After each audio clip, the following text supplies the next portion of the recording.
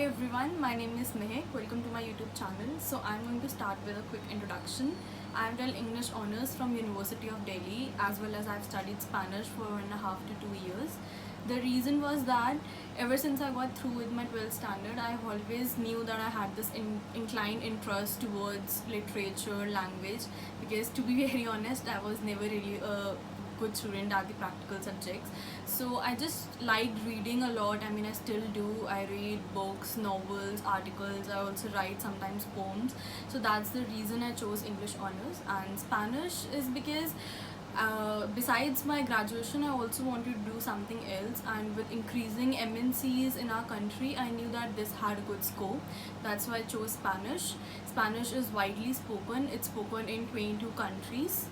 So that's my story, and I made this channel because I think when you have knowledge or good knowledge about something, or you have good command over it, why not to use it in a productive manner. I've seen many of my friends, when they have certain interests, they are today making YouTube channels and using it in a productive way.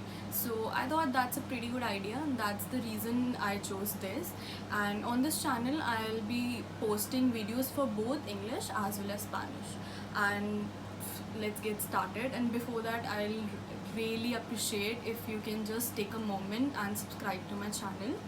And let's get started. Today we are going to pick 5 pair of words that sound similar but they have slightly different meanings, and they are very common. We make very much grammatical mistakes. So we are going to use the simplest way to understand with the simplest examples. So first one would be sympathy and empathy. So guys, the difference is there's a very thin line between both the words. Sympathy is when you feel pity for somebody, when you feel bad for something. For example, if you see a dog lying in your street or something, he's going through some pain, you just feel bad for that dog, that oh, he's going through pain, he's crying, and something like that. It's a formal thing, as in when you're not too close with the situation or the other person, then you sympathize with them. For example, somebody died and you're going to their home, so you sympathize with the family. That's the thing about sympathy. And empathy is when you put yourself in somebody else's shoes. For example, you really connect with that person, or you imagine how you must have gone through that. For example, if I lost my dog 3 months back and a friend of mine is going through a similar situation, so I'll feel her pain. I'll just know that how she must be dealing with the pain. Or even if I'm not gone through the situation, I'll just imagine her pain. So that's the thing about empathy. When it comes to your friends or family, you should never sympathize. You always empathize with them, because sympathy is too formal. You don't have to feel pity for somebody who is so close to you. So that's the difference between both of them. Next I'm gonna use is anyways and anyway. So the meaning of this word is nonetheless, regardless, or by any manner. In Hindi you can say kisi bhi haal mein. When you have to do something, you'll just do it in any manner, any which ways, you just don't care. That's the exact meaning of this word. The difference between both the words is just the letter S. It's like that anyway is a word. It's too formal. I mean, when you're having important discussion with your colleague or with your family, anything that's important, you'll use the word anyway, because anyways is also not incorrect, but anyways the word that is more accurate form of using it.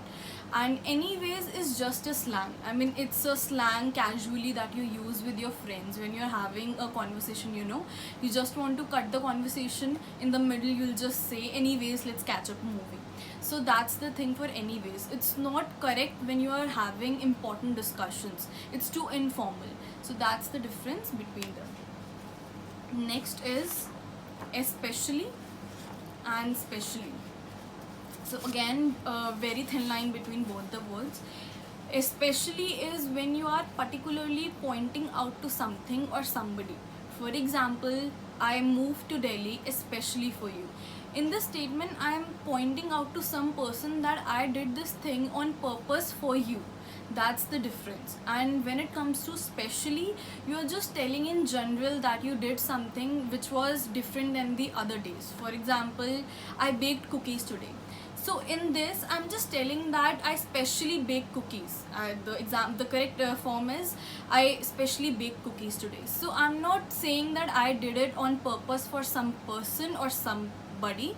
I'm just telling you that I did this. So especially is the correct form when you are pointing out to somebody or some person something when there's a bigger picture, and specially is a general word. You can just use it casually. That's the difference. So next is advice and advise. Please hear me out. This one is a little tricky, but just hear me out carefully. First, I'll tell you about the word advise. Please listen to me when I pronunciate both the words, guys. They're quite similar. This one is with the letter S, but the pronunciation comes with the sound of Z, the letter Z. And this one is with the letter C, but the pronunciation comes with the sound of S. So first I'm going to tell about the Z one, the advise. Okay, so it means when you are suggesting or recommend there's a recommendation, you are just telling somebody to do something, that's called advise. And the process of advising something to somebody is called advice.